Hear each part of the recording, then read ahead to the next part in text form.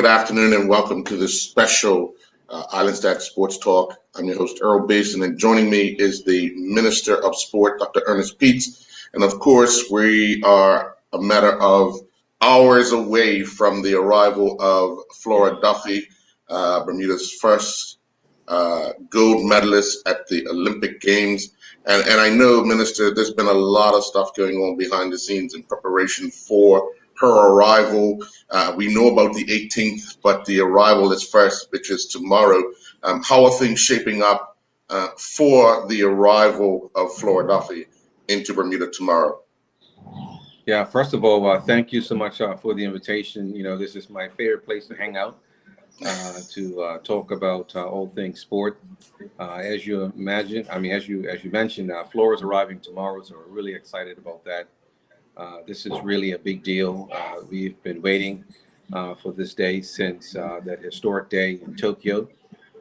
So I'm really glad that we have the opportunity on tomorrow to show her a hero's welcome and really sort of roll out the red carpet, if you will, and welcome Flora and her husband back to Bermuda with a gold medal.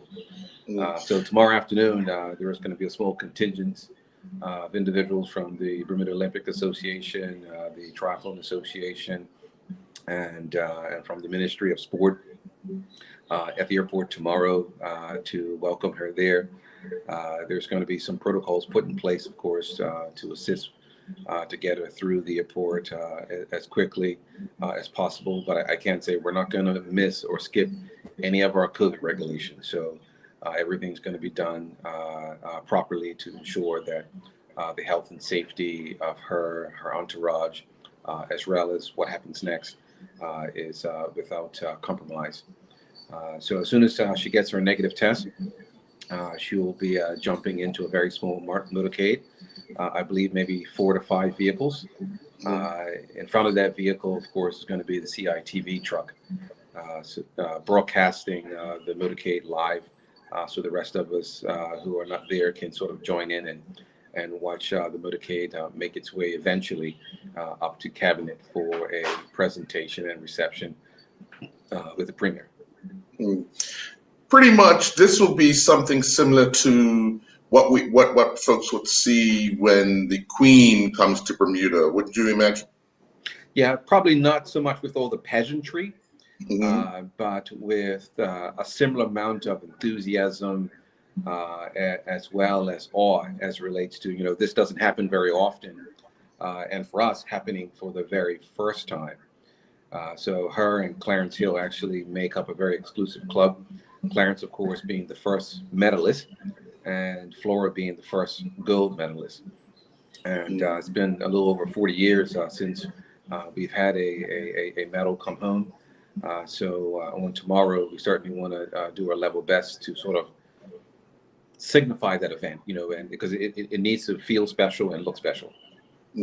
Definitely, you and your colleagues in the government have been making sure that things are done in accordance to how this country should celebrate an Olympic gold medalist. We all know the stories of the 44 years ago and how it wasn't celebrated as much as one would have liked, hoped, and wanted.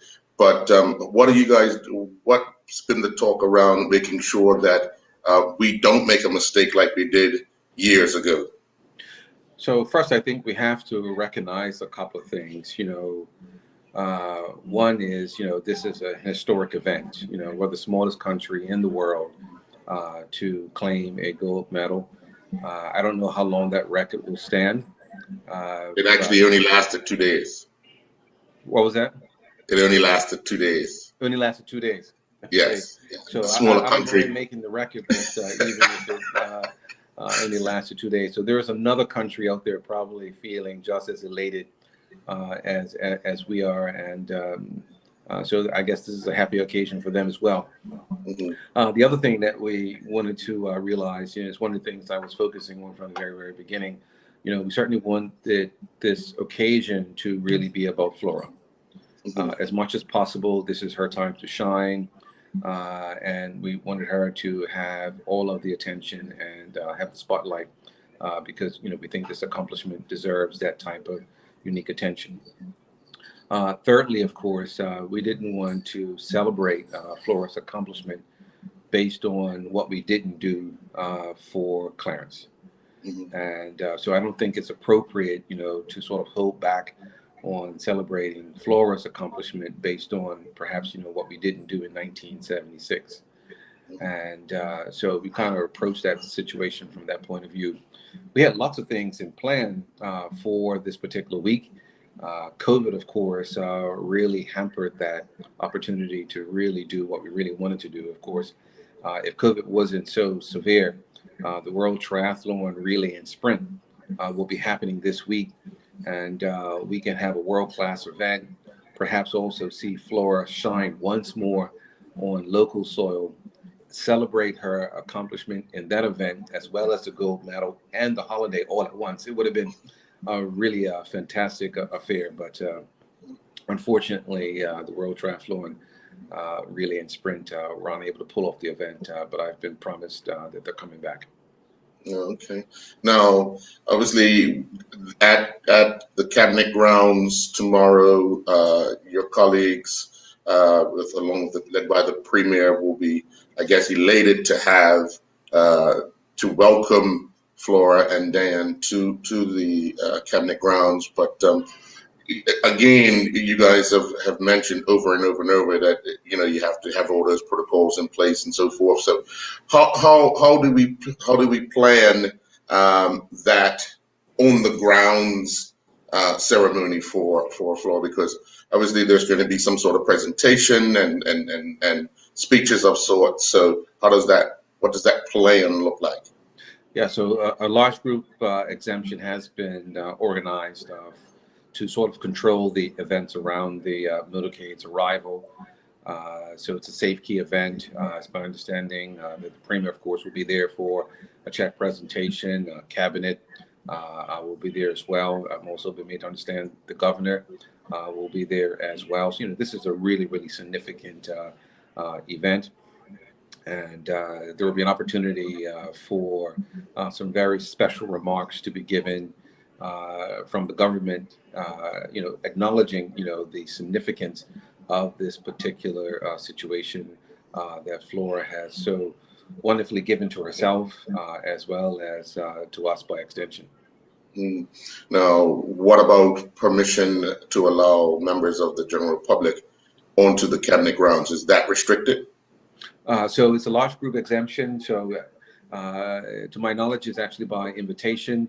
I don't have the particulars at the moment in front of me on the numbers that are provided, but I can certainly do my best to make sure that we get that information out there, perhaps to the public as early as possible.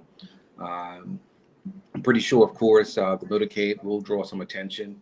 We're hoping that it draws attention and people come out with the Bermuda flag and their Olympic memorabilia and wave as the motorcade is coming by. Of course, you've been to cabinet grounds before, so it's kind of a fenced-in area with a wall in the back. So I'm pretty sure the general public will be sort of gathering around the perimeter, to try to find a vantage point to view the arrival of Flora, as well as get sight of the presentation and listen to the remarks. So at the moment, as you've asked the question, I'm not really sure how many persons from the public will be allowed in the cabinet grounds for that. I'm pretty sure it's by invitation only. I hope Island Stats is going to be there. Well, if there's a plan to be in place, yes. Okay. there is a plan to be in place, yes. Yes. just as I was in place when she crossed the finish line, I'll be in place when she gets to the cabinet grounds. How's Okay. that? All right. So, I would imagine from your point of view, this is a very unique situation, and having seen what it felt and looked like on the ground in Tokyo, and be able to be there firsthand to see what it looks like upon our arrival, this is a very unique experience also for Island Stats. So, Definitely. Definitely. I mean, the feeling of elation, emotion, and everything that I thought. I know hers was 200% more, but it was one of the proudest moments as in doing what I've done for many years in just being there, witnessing it, being a part of it, getting a chance to speak with her after, just all of that. And I know that smile that she had on that podium on that day in Tokyo will be beaming around Bermuda once she lands tomorrow and makes her way to the cabinet grounds, and then of course, just for the week of whatever is planned for her. I know it's going to be a busy one, but we also have to keep in mind that she's going to be competing in a matter of weeks as well. So it's going to be interesting to allow her to have some time to make sure she stays mentally and physically in shape. There'll be opportunities. I'm pretty sure people will see her on the road if they could recognize who she is on the bike, on the run, probably even on the swim. So yeah, Right. we look forward to seeing you tomorrow. Um, and again, just the emotion and the elation of welcoming Bermuda's first gold medalist into the country is something that I think a lot of Bermudians will take a lot of pride in tomorrow and the days ahead, and especially come the next Monday, where it is deemed Flora Duffy Day. So, Minister, thank you very much for your time. We'll Sure. see you tomorrow, and you enjoy the rest of your day. Yeah, sure. Also, send me an invitation to come back prior to the Junior Pan Am Games. Oh yes, definitely, definitely. We will get you on for that. That team has been announced, so we look forward to more success for Bermuda when in Colombia. So yeah, we'll do that definitely. Okay. Okay. All All right. right. Thank Thank you. you.